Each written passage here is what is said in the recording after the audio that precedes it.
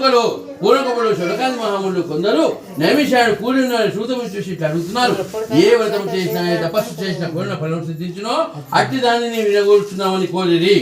అందులో సూతమహాములారా పూర్వకుడు నారదుడు మహావిష్ణుడు ఇదే విధంగా కోరగా శ్రీహరి అనుచితంగా శ్రద్ధగా వినుడు అని చెప్తున్నాడు.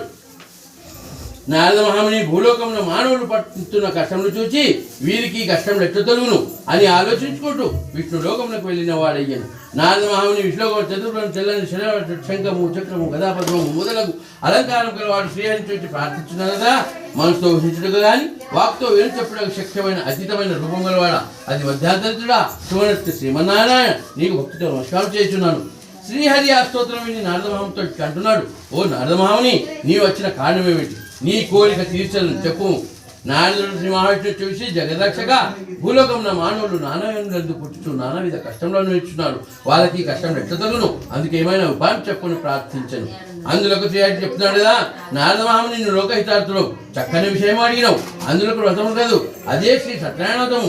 ఈ వ్రతం భక్తి శ్రద్ధతో ఆచరించిన వారు ఇహలోకమున పరలోకమున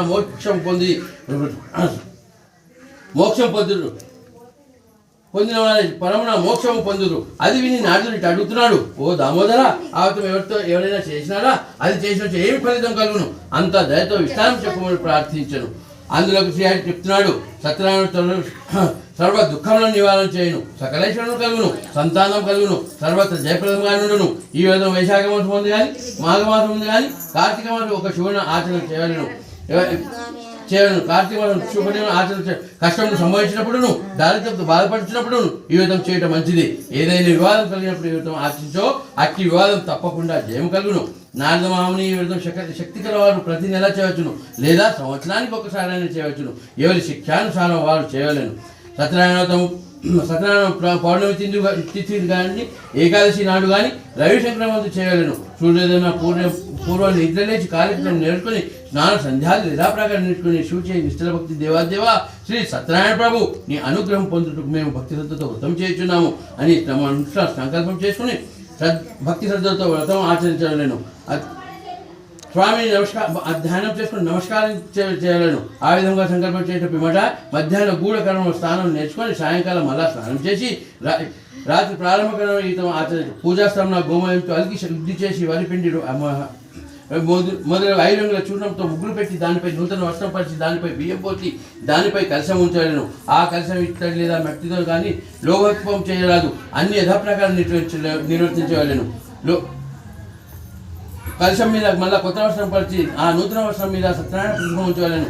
ఆ ప్రతిమ ఒక కక్ష బంగారంతో కానీ అర్ధ కక్ష బంగారంతో కానీ ఇది పావు కక్ష బంగారంతో చేయించి పంచామృత అభిషేకం భావించకుండా మండపంలో ఉంచవలను. 4 వర్ణములు స్త్రీలను పురుషులను కూడా ఈ విధంగా ఆచరణ చేయలేను. బ్రహ్మణులు కాని వారు పౌరాణికం కానీ ఈ విధంగా ఆచరణ చేయవలను.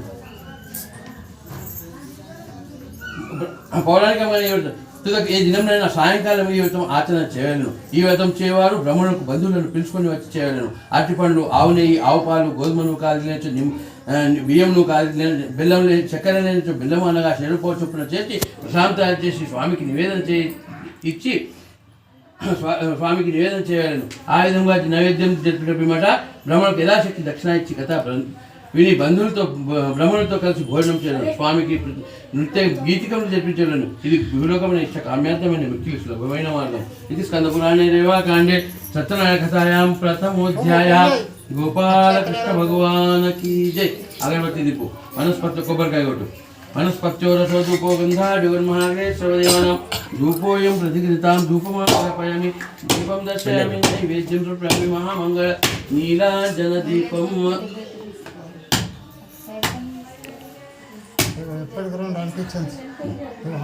ఇగో కర్పూర వరం గణవతారం సదా సంతోషాయ భౌమోయ పుణ్యానాం కామితాయ శ్రీమద్వేంకటనాథాయ శ్రీనివాసాయ మంగళం.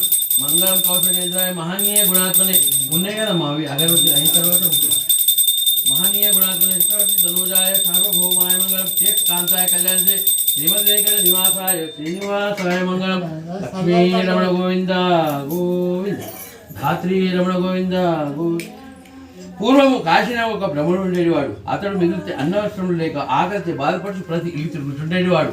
భగవానుడు బ్రాహ్మణ ప్రియుడు కావున దుర్భరమైన కష్టం చూచి ఒక వృద్ధ బ్రాహ్మణుడు రూపం పొందిన వాడే ఆ బీద బ్రహ్మకు ఎదురుగా పోయి, ఓయ్ బ్రాహ్మణుడా, నీవు వేద విద్వాంసుడు ఇట్లు దారిద్ర్యం అనుభవించున్నావు అని అడిగాను.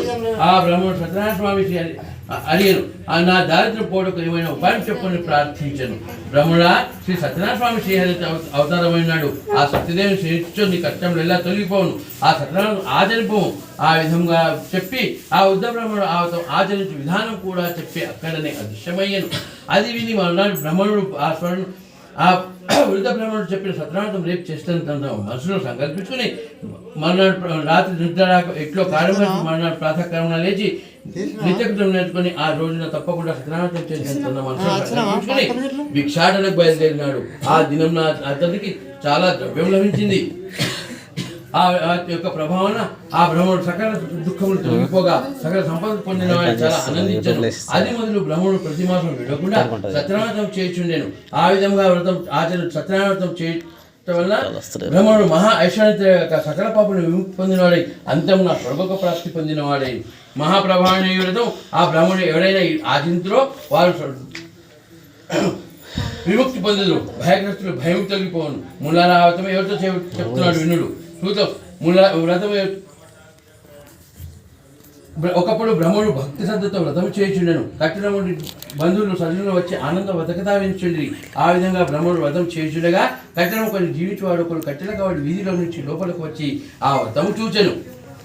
కఠినవంతుడు మిగులు ఆకలి దప్పుతో ఉండి బ్రహ్మణుడు చేయుచున్న చూచి, ఓ మహాత్మా, మీరు చేయుచున్న వ్రతమేమిటి? దయతో విస్తారమ అంతా దయతో చెప్పుమని ప్రార్థించను. వైది సత్యనారాయణము ఈ వ్రతం ఆచరించే కోరికలు సిద్ధించును, సకలేశ్వరము కలుగును. ఆ బ్రహ్మణుడు ఆ విధంగా చెప్పగా కఠినముడు మిగులు సంతోషించి దాహం తీసుకుని ప్రసాదం గ్రహించి భోజనం చేసిన పిమ్మట ఇంటికి వెళ్ళిపోయాను. కఠినవంతుడు సత్యనారాయణం చేయుటకు నిశ్చయించుకుని మరునాడు పుల్లలు కావాలి పుల్లెంప పెట్టుకుని ఈ దినమున పుల్లలో మీద ధనం వెచ్చించి సత్యనారాయణం చేసిన తన మనసులో సంకల్పించుకుని పుల్లలు భుజంపై పెట్టుకో ఆ దినంలో ధనవంతులున్న వీధిలోకి పోయి అమ్మగా కట్టిన కావాడికి పూర్వదినం కంటే రెట్టింపు ధనము వచ్చాను. అందరూ సంతోషించి అరటి పండ్లు, చక్కెర, నెయ్యి, పాలు, గోధుమను కామలకు తీసుకుని ఇంటికి చేరుకున్నాడు. ఆ తర్వాత అతడు తన బంధువులను ఆహ్వానించి యథావిధిగా సత్యనారాయణం ఆచరించను. ఆ ప్రభావన ధనమును పుత్రులను సంతోషంగా పొంది జీవితకాలంతో సుఖంలో అనుభవించి అంతం నా స్వర్గ ప్రాప్తి పొందిన వాడయ్యాను. ఇది స్కందపురాణే రేవాకాండే సత్యనారాయణ కథాయాం ద్వితీయోధ్యాయ. గోపాలకృష్ణ భగవానకి జై. అగరబత్తి కొబ్బరికాయ, నువ్వు కొబ్బరికాయ కొట్టు అని అగరబత్తి చెప్తుంది. ఆర్తి వనస్పత్యోరసోదుపోగంధూపోయం ప్రతిద్రియతాం ధూపమాగ్రాపయామి దీపం దర్శయామి నైవేద్యం సమర్పయామి మహామంగళ నీలాంజన దీపం. ఆయన పూజ చేసేటప్పుడు సహకరిస్తే సగం పుణ్యం నీకు వస్తుంది. నువ్వు చేసినప్పుడు ఆయనకు రాదు. మళ్ళీ బట్టలు ఉత్తు వంట అంటే అది పుణ్యం రాదు. ఈ పూజలు మాత్రం వస్తుంది.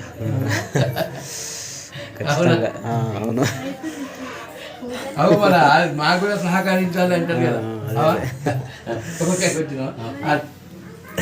బట్టలు ఉతుకులా రాదా? బట్టలు ఉత్తే రాదా? పంతులు చెప్పిండు సగం పుణ్యం నీకు వస్తుంది, నా దాంట్లో కూడా నీకు వస్తుంది. రా ఉత్తుదు అంటే ఏం చేస్తావు? అంతే.